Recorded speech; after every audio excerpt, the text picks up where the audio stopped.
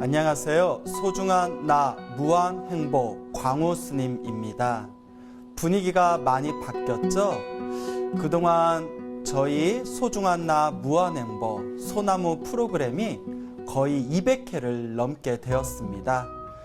4년 동안 끊임없이 사랑해 주시고 관심과 배려를 해주신 점 우리 시청자 여러분들께 너무나 감사드립니다. 그래서 앞으로 우리 시청자분들에게 더욱 새로운 모습으로 다가가고자 이렇게 분위기가 많이 바뀌게 되었습니다. 앞으로도 많은 사랑 부탁드립니다. 우리 중생들이 살아가는 가장 큰 목적, 이유가 어디에 있을까요? 바로 행복일 겁니다. 우리 인생의 목표는 행복해지기 위해서 살아간다라고 해도 과언이 아니겠죠. 그러면 우리는 어떻게 해야 진정한 행복을 얻을 수가 있을까요? 어떻게 해야 진정한 행복의 길을 걸을 수가 있을까요? 많은 사람들은 행복에 대해서 여러 가지로 표현을 합니다. 행복해지기 위해서는 이것이 있어야 된다, 저것이 있어야 된다. 이것을 채워야 된다, 저것을 채워야 된다. 행복에 대해서 수많은 자기만의 생각들을 가지고 있습니다. 근데 불교에서 바라보는 행복의 개념은 다른 사람들이 생각하는 것과는 많이 다릅니다. 세속에서 일반 사람들은 무언가를 채워야만 행복을 얻을 수 있다라고 생각하지만 사실 불교에서는 채워도 끊임없는 갈증과 끊임없는 번뇌와 끊임없는 이 망상을 멈추지 못한다면 그 어떤 채움도 진정한 행복으로 나아갈 수가 없다고 합니다. 그래서 궁극적으로 불교에서 바라보는 진정한 행복은 내가 가지고 있는 번뇌와 내가 가지고 있는 망상, 무언가를 바라는 끊임없는 욕망과 갈망과 욕정과 탐욕과 집착과 애욕과 애착을 다 내려놓을 수 있어야 진정한 행복과 진정한 자유를 얻을 수 있다고 이야기하고 있습니다. 여러분들에게 재미난 이야기를 하나 들려드릴까 합니다. 석가모니 부처님 당시의 일이었습니다. 그 석가모니 부처님이 계시던 당시에 어느 부잣집이 있었는데 그 부잣집에 외아들이 있었다고 합니다. 근데 이 아들이 성장해서 성인 남자가 되었는데도 도저히 결혼할 생각이 없었다고 합니다. 그래서 이 부잣집 부모님들이 걱정을 하면서 우리 아들이 결혼을 하지 않고 아이를 낳지 않는다면 우리의 대가 여기서 끊기게 될 것이다. 어떻게 해야 여자한테 관심이 없는 우리 아들을 장가 보낼 수 있을까? 끊임없이 고민을 하게 됩니다. 그래서 매일매일 아들을 찾아가서 사랑하는 아들아, 제발 결혼 좀 해라. 제발 장가 좀 가라. 제발 여자 좀 만나라 해도 아들이 말을 듣지 않는 겁니다. 그 어느 날 또 부모님이 찾아와서 아들에게 너 언제 결혼할 거니? 제발 결혼 좀 해라 라고 다그치니까 아들이 너무 귀찮았나 봅니다. 부모님한테 천냥이 되는 순금으로 만든 아름다운 여자의 모습을 조각해달라고 부탁을 합니다. 그래서 워낙 부잣집에서 아들이 간곡하게 부탁을 하니까 천냥을 들여가지고 순금으로 사람과 똑같이 생긴 아름다운 여인의 모습을 조각했다고 합니다. 그때 아들이 부모님에게 이렇게 말을 합니다. 아버지, 어머니, 저 순금으로 만든 아름다운 조각상의 여인과 똑같은 여자가 있다면 제가 결혼하겠습니다. 제가 장가를 가겠습니다. 라고 말을 합니다. 그러니까 부모님이 너 그러면 우리가 이 순금으로 조각한, 황금으로 조각한 여인과 똑같은 그런 여자를 찾아온다면 넌 분명히 꼭 결혼을 해야 된다. 단단히 약속을 받고는 주변에 널리 사람들 모아서 부탁을 합니다. 그 황금 조각상을 보여주면서 이 황금으로 만든 여인과 똑같이 생긴 여자를 찾아온다면 저희가 큰 상금을 드리겠습니다. 그러니 이 황금 조각상의 여인과 똑같은 여자를 찾아와 주십시오 라고 부탁을 하고 상금을 내걸게 됩니다. 그래서 이 중매를 맡은 이 사람들이 전국을 돌고 여러 왕국을 돌고 여러 도시를 다니면서 그 황금 조각상과 똑같이 생긴 여자를 구하러 다닙니다. 어느덧 시간이 점점 지나면서 어느 왕국의 어느 도시에 가서 그 사거리에다가 황금 조각상을 두고 지나가는 사람들에게 만약 이 황금으로 만든 여인과 똑같은 여자를 찾아주신다면 저희가 큰 사례를 하겠습니다. 광고를 하고 있을 때 어느 여자가 지나가다가 그 황금 조각상을 보고 깜짝 놀라면서 아니 우리 집 아가씨가 왜 여기 있지? 하고 놀라더랍니다. 그 중매쟁이들이 저희가 크게 사례를 해드릴 테니까 그 집에 가서 그 아가씨를 좀 만나 뵙게 해주십시오 라고 사정 이야기를 하게 됩니다. 그 중매쟁이들의 사정 이야기를 듣고 그 아주머니를 따라서 그 집에 찾아가게 됩니다.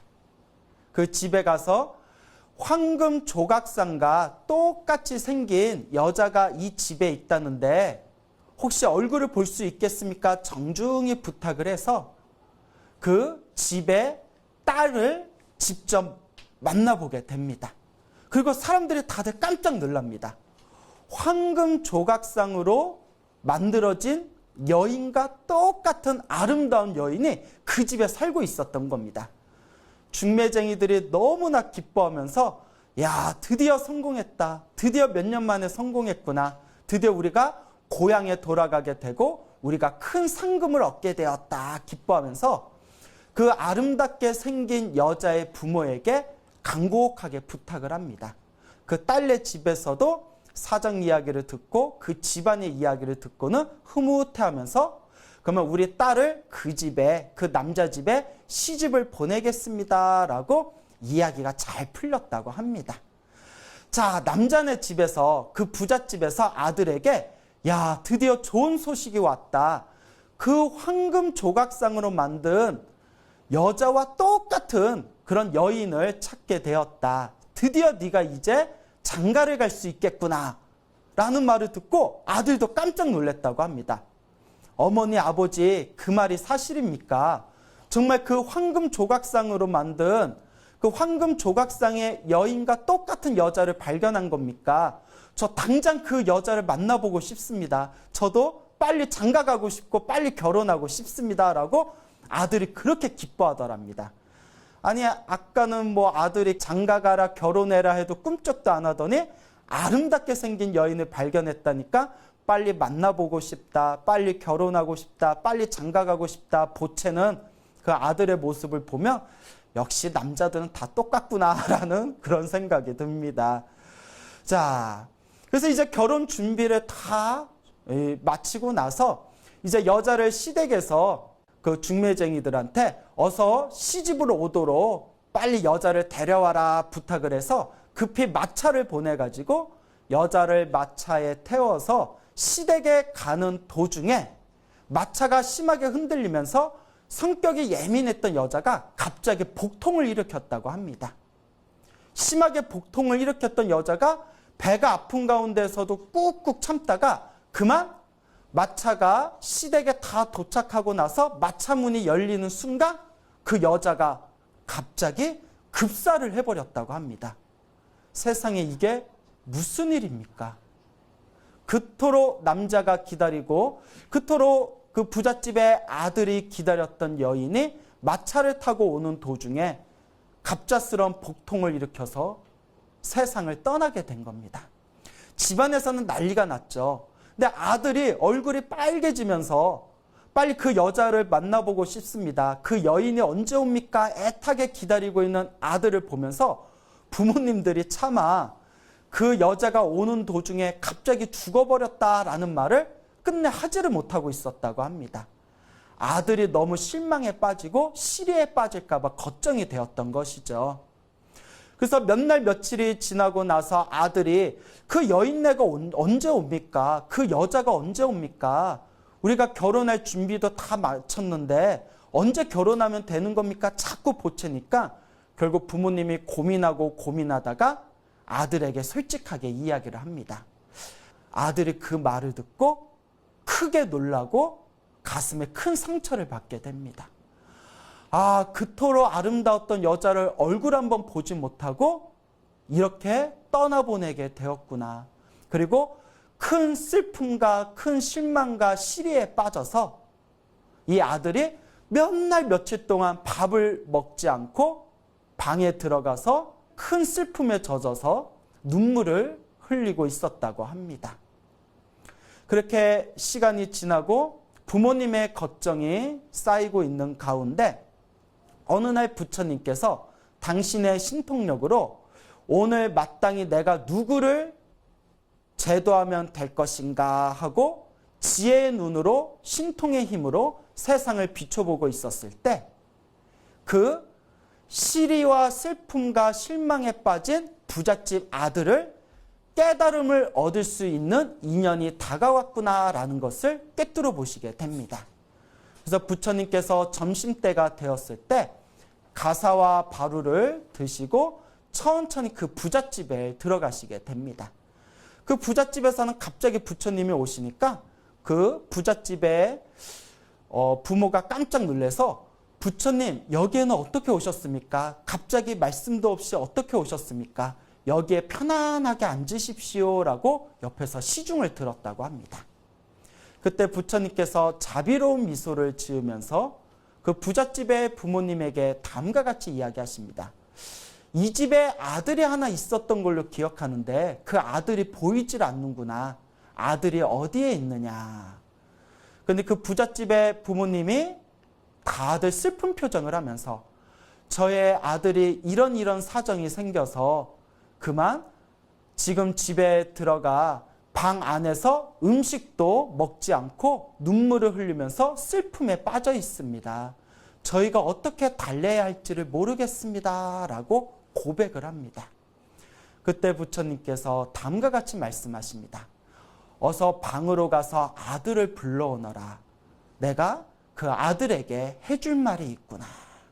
그러니까 그 슬픔에 빠져서 방에 있었던 아들도 부처님이 직접 찾아왔다는 이야기를 듣고 차마 나가보지 않을 수가 없어서 방에 나와 부처님께 다가가서 부처님 발 아래 삼배를 올립니다. 그때 부처님께서 슬픔에 빠져 수척해진 젊은이의 얼굴을 보면서 이렇게 말씀하십니다. 젊은이여, 그대 얼굴에 슬픔과 두려움이 가득하구나. 왜 그대 얼굴에 그와 같이 수심이 가득한 것이냐. 그때 아이들이 솔직하게 부처님께 다음과 같이 말씀을 올립니다. 부처님이시여, 제가 아름다운 여인과 결혼을 하기로 했는데 그 여인의 얼굴을 직접 보기도 전에 그 아름다운 여인이 갑자기 죽어서 세상을 떠났다고 합니다. 제가 너무나 충격을 받고 너무나 가슴이 찢어질 듯 아파서 슬픔과 두려움에 방 안에서 제 슬픔 마음을 부여잡고 눈물을 흘리고 있었습니다. 그때 부처님께서 다음과 같이 말씀하십니다. 젊은이여, 슬픔과 두려움이 어디서 오는 줄 아느냐? 이 모든 중생들의 슬픔과 두려움이 어디에서 오는지 아느냐? 그대 마음에서 올라오는 슬픔과 두려움의 원인이 어디서 오는 것인지 아느냐? 젊은이는 아무 대답이 없었습니다. 그때 부처님께서 다음과 같이 말씀하십니다. 세상 중생들의 모든 슬픔과 두려움은 애욕에서 일어나는 것이다. 애욕으로 인해서 슬픔과 두려움이 일어나는 것이다. 하면서 부처님께서 그 젊은이에게 다음과 같은 개송을 일러 주십니다. 욕정이 슬픔을 만들고 욕정이 두려움을 만든다. 욕정에서 벗어나면 슬픔이 없는데 어찌 두려움이 있겠는가? 라는 법문을 마치시는 순간 그 자리에서 그 젊은 아들의 가슴에 있었던 슬픔과 두려움과 수심이 모두 다 사라지고 그 자리에서 깨달음을 얻었다는 이야기가 전해지고 있습니다.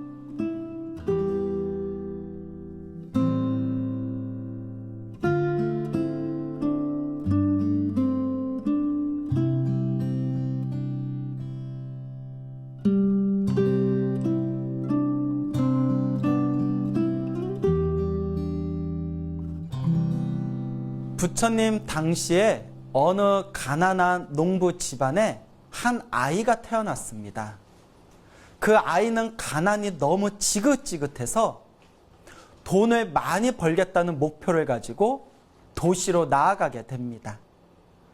도시의 한 시장에 들어가서 장사하는 사람들 밑에서 허드렛 일을 하면서 한 푼, 두 푼 돈을 모으게 됩니다. 그 오랫동안 그 시장에서 장사하는 사람들 밑에서 일을 도와주면서 조금씩 장사하는 법을 터득하게 됩니다. 그렇게 몇 년의 시간이 지나고 나서 한 푼, 두 푼 모았던 그 돈들로 종잣돈을 삼아서 장사를 시작하게 됩니다. 오랫동안 시장에서 장사하는 법을 터득하면서 열심히 노력한 끝에 오랜 시간이 지나고 아주 많은 돈을 모았다고 합니다. 큰 돈을 모았던 이 남자는 어느 날 이런 생각을 합니다. 내가 어렸을 때 고향을 나와서 이 외지에서 정말 열심히 노력하고 온몸이 부서지라 노력을 해서 이만큼 큰 돈을 모았다. 이제는 이 재산을 가지고 고향으로 돌아가서 남은 말년을 편안하게 지내자꾸나. 그리고 자기가 가지고 있는 모든 재산을 다 들고서 고향으로 가던 중에 그만 도적들을 만나게 됩니다. 그 도적들에 의해서 자신이 가지고 있는 모든 재산을 다 빼앗기고 겨우 목숨만을 구하게 되죠. 이 엄청난 실망과 시리에 빠진 이 남자는 집에 들어와서 침대에 누워 자신의 재산을 아까워하면서 큰 마음의 충격을 가지고 자리에 드러눕게 됩니다. 어느 날 부처님께서 그 남자의 집안에 들어오시게 됩니다. 그 남자의 부인이 부처님을 편안한 자리에 모시고 거룩하신 부처님이시여 어떤 일이 있어서 이렇게 저희 집에 직접 와주셨습니까? 부처님이시여 라고 정중하게 인사를 올립니다. 그때 부처님께서 그대의 남편이 오늘따라 보이지가 않는구나. 그대의 남편은 어디에 있는가? 그대의 남편을 불러오라 라고 아내에게 말을 합니다. 아내가 남편에게 다가가서 이와 같이 말을 합니다. 부처님께서 오셔서 당신을 직접 보고자 합니다. 부처님께 가서 인사라도 올리시죠. 자리에 누워서 식음을 전폐하던 이 남자는 그래도 부처님께서 직접 집에 찾아왔다는 이야기를 듣고 그래도 부처님을 오셨는데 내가 인사를 안 드릴 수 없지 하고 자리에서 일어나 비틀비틀거리면서 부처님께 다가가 부처님의 발 아래 삼배를 올립니다. 거룩하신 세존이시여 어찌하여 이렇게 저희 누추한 집에까지 직접 찾아오셨습니까? 그때 부처님께서 자비로운 미소를 지으면서 그 남자의 얼굴을 보고 다음과 같이 말씀하십니다. 오늘따라 그대의 얼굴이 참으로 슬퍼 보이고 그대의 얼굴에 두려움이 가득하고 수심이 가득합니다. 무슨 일이 있었습니까? 그때 그 남자가 눈물을 흘리면서 부처님께 자신의 사연을 하소연합니다. 그때 부처님께서 그 슬퍼하는 남자의 눈동자를 바라보면서 다음과 같이 말씀하십니다. 그대여, 이 세상의 모든 슬픔과 두려움의 원인이 어디서 오는 것인가? 이 세상의 모든 중생의 슬픔과 두려움의 원인이 과연 어디에서 오는 것인가? 그대의 마음에서 올라오는 슬픔과 두려움이 어디서 오는 것인지 그대는 알고 있는가? 알 길이 없었던 남자는 아무 말도 하지 못하고 침묵을 지키고 있었습니다. 그때 부처님께서 그 남자의 얼굴을 자상하게 바라보면서 다음과 같은 개송을 설해 주십니다. 모든 중생의 슬픔과 두려움은 탐욕에서 일어나는 것입니다. 탐욕이 슬픔을 만들고 탐욕이 두려움을 만든다. 탐욕에서 벗어나면 슬픔이 없는데 어찌 두려움이 있겠는가? 라는 부처님의 법문을 듣자마자 이 남자의 마음에 있었던 가슴 내 슬픔과 두려움은 싹 사라지고 남자는 비로소 고요함과 평온함을 얻었다라는 이야기가 전해지고 있습니다.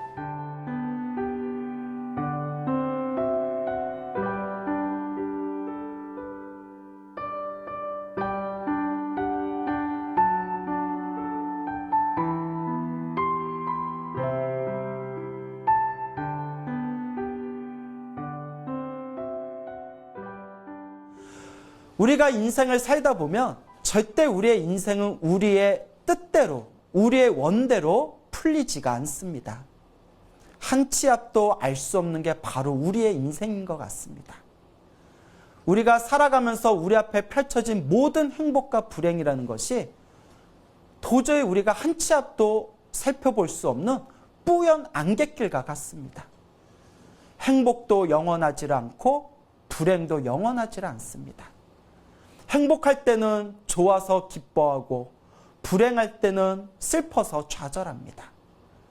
부처님께서는 우리들에게 다음과 같이 말씀하십니다.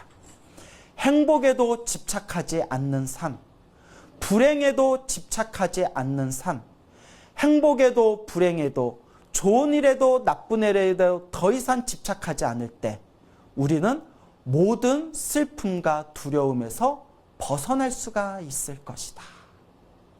여러분, 부처님의 가르침을 수행하는 진정한 불제자라면 행복에도 불행에도 집착하지 마십시오. 좋은 일도 나쁜 일도 결국 내가 지은 업의 결과일 뿐입니다.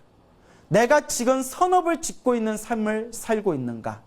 혹은 악업을 짓고 있는 삶을 살고 있는가? 지금 나는 어떤 업을 지으면서 살아가고 있는가를 끊임없이 바라보시기 바랍니다. 선업의 힘이 강하다면 저절로 행복하고 좋은 일이 생길 것이고 지금 이 순간 나쁜 업을 짓고 있다면 결국 우리 앞에는 언젠가 불행과 나쁜 일이 닥치게 될 것입니다. 궁극적으로 마음의 수행을 통해서 행복도 불행도 내가 만든 업의 결과임을 꿰뚫어보고 그 모든 것에서 자유로울 때 우리는 진정한 의미의 영원한 행복을 얻게 될 것입니다. 여러분, 행복해지고 싶습니까? 행복한 삶을 창조하고 싶습니까? 복을 지으십시오. 선업을 지으십시오. 공덕을 쌓으십시오. 복과 선업과 공덕의 힘이 여러분들을 진정한 행복의 길로 이끌어 줄 것입니다. 감사합니다.